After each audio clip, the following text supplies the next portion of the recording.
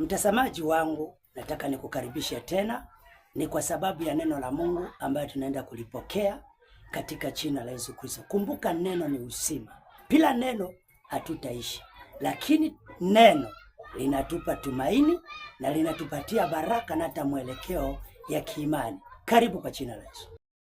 Mtazamaji wangu, nataka nikushukuru kwa sababu Mungu wetu ni mwaminifu. Ni wakati mwingine tena ambaye naamini ya kwamba katika ukuu wa Mungu na mamlaka ya Mungu ambaye ameweza kutuweka siku kama hii leo, atapaki kuitwa Mungu. Kumbuka nimenena nawe mambo mengi na nikakwambia ya kwamba katika safari hii ya imani inahitaji wale watu ambao wanajitolea katika jina la Yesu Kristo. Kumbuka mpendwa, hata Yesu alipokuwa hapa duniani kuna mapito mengi alipita ndani, lakini kwa imani aliweza kushinda. Wakati mwingine tunaona kwenye maandiko ya kwamba shetani aliweza kumpandisha milima kama unaona nyuma yangu, lakini akashinda. Wakati mwingine akamweka juu akasema kwamba kama wewe ni mwana wa Mungu uchirushe chini tuone kama wewe ni mtoto wa Mungu, kwa maana amekuhakikishia ati malaika ukiruka chini hautaumia. Lakini Mungu akacha akafanya kazi katika jina la Yesu Kristo. Nataka tu uniruhusu jioni ya leo ili nikaweza kunena na wewe mambo mawili matatu, na naamini ya kwamba hakika Bwana atakuwa anatenda jambo nzuri katika jina la Yesu Kristo. Kwa neema ya Mungu tu, kwa hizi dakika chache ninajua ya kwamba hakika kuna kitu Mungu anakiandaa maishani mwako katika jina la Yesu Kristo. Kumbuka nimezungumza mchana huu wa leo haya mambo, na naamini ya kwamba hata wewe itakuwa inakubariki. Nimesema ya kwamba usiwe mtu wa kusikiliza sauti za watu. Wakati mwingi watu watakufunja moyo ukiwa umeokoka. Kuna wale watakufunja moyo na kuna wale watakutia moyo. Nikasema hili jambo ya kwamba katika utangulizi ukisoma kwenye kitabu cha Marko 10 mstari wa 46 hadi 52, ambapo utaona kwamba inakusaidia, kwa sababu katika safari ya imani kila mtu ukutana na sauti za kukatisha tamaa au kumfunja moyo na kumrutisha nyuma. Watu wengi wamerudi nyuma katika imani yao ni kwa sababu walisikia sauti ambazo siko nyuma yao. Nataka kusema nini mtu wa Mungu? Ya kwamba Baba akuchalie, asimame na wewe, akutendea aliyo makubwa kwenye hii kazi ya imani. Unaposonga mbele, Mungu atakuwa mwaminifu kwa maana anatenda aliyo makubwa. Wacha tuangalie haya mambo matatu manne na najua kwamba Mungu atakusaidia. Sauti hizi zinaweza kutoka kwa number 1, watu wako wa karibu ambao unawaamini. Nimekuwa nikifundisha kwenye lanja. Marafiki wako, jamii yako wa karibu, wakati mwingi wataweza kufanya ukose mwelekeo. Number 2, nikasema kwamba wale wanakusunguka pia toka kwa jamii sasa ambao unakaa na wao, marafiki wa karibu pia wataweza kufanya ukakosa tumaini. Number 3, mazingara yako wewe mwenyewe. Kuna mambo ambayo unapita ndani mpendwa. Usiposimama vizuri na ukauliza Mungu akakusaidia, utachipata umeanguka mtihani, utachipata vitu vingine viendi vizuri, utachipata wakati mwingine mambo hayafanyiki sawa. Lakini kwa neema ya Mungu nataka kusema kwamba Mungu asimame na wewe. Angalia hapa mpendwa, chinzi maandiko yanasema katika kitabu cha Warumi 10:17. Biblia inasema nini?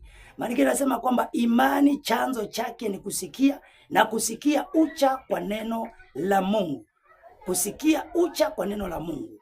Wacha niangalie kwa hatua nambari 1 ambaye tutaiangalia iweze kutusaidia kutupatia mwongozo. Jambo la kwanza ni kwamba hali ambayo Bartimayo alikuwemo ndani.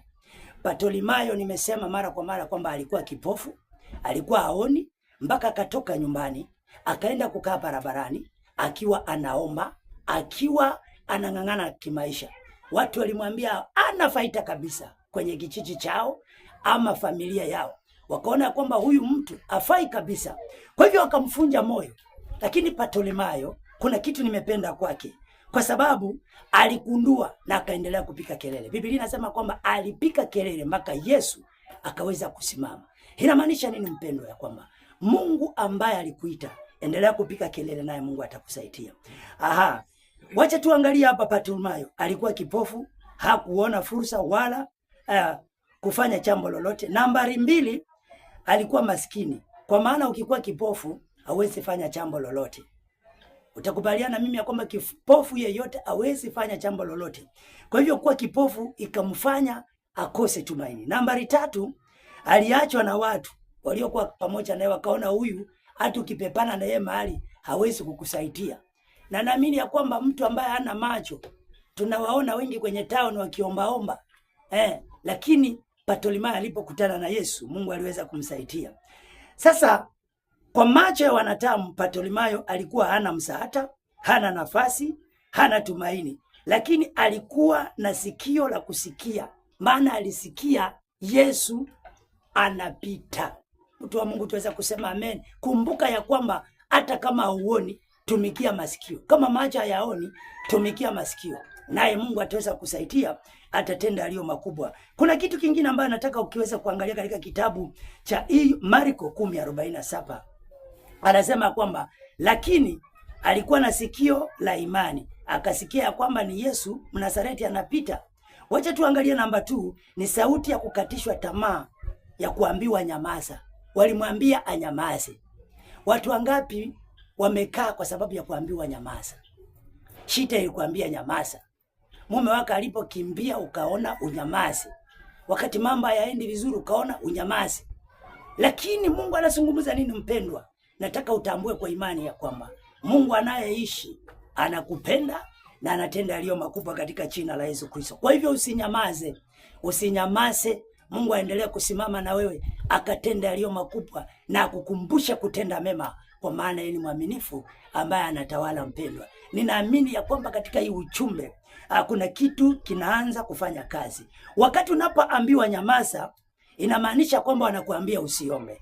Wakati wanapokuambia kwamba nyamaza, inamaanisha kwamba wewe hauna maana tena. Wakati wanapokuambia nyamaza, wanakusuia ili usifikie baraka zako. Wakati wanapokuambia nyamaza, hauwezi ukafanya kitu chochote katika maisha. Mtu wa Mungu sema amen. Nataka nimalize na jambo la 3 hili, alafu ndarudi kwenye sehemu ya pili katika maisha ya Bartimayo. Kumbuka hii ni Bartimayo part 1 katika safari yake ya macho kuwa kipofu. Sasa angalia hapa kwamba mwitikio wa imani inakupatia sauti ya imani ya kusonga mbele. Ukisoma Marko 10:48 inatuambia vizuri sana kwamba badala ya kunyamaza, lakini yeye alisiti kupika kelele. Kanisa la Mungu, tusinyamaze bwana.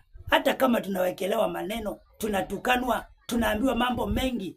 Kumbuka Yesu mwenyewe alimuita nani? Mkubwa wa Beelzebuli. Yeye ni mkubwa wa mapepo. Sasa wewe ukiitwa, yani kachina katoko, unavunjika pako, unasema unataka kuhama kanisa. Hii roho yenye uko nayo tafadhali ongepea panya. Kwa sababu wewe ukiwa mtumishi wa Mungu, haufai kuwa mtu ambaye uko na moyo mwepesi.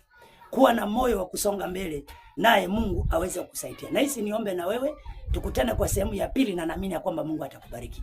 Baba, katika jina la Yesu, naomba na huyu mtazamaji wangu ukamkuse, ukamuinue. Tembea juu ya maisha yake. Hakuna aliye kama wewe. Neema yako inatosha, ukuu wako unatosha. Asante kwa wema wako. Kibali ni chako na nguvu ni zako. Shikilia huyu mpendo kwenye imani, na akaweza kusonga kwenye safari. Muondoe kwenye macho ya upofu, akaweza kuona tena, katika jina la Yesu Kristo ninaomba na atakuamini. Amen. Mungu akubariki. Kumbuka Mungu akutendee mema. Ninajua kwamba kwa neema ya Mungu tunashinda vita, kwa neema ya Mungu tunasonga mbele, na kwa neema ya Mungu tunaona ushindi wa Bwana. Shalom, shalom.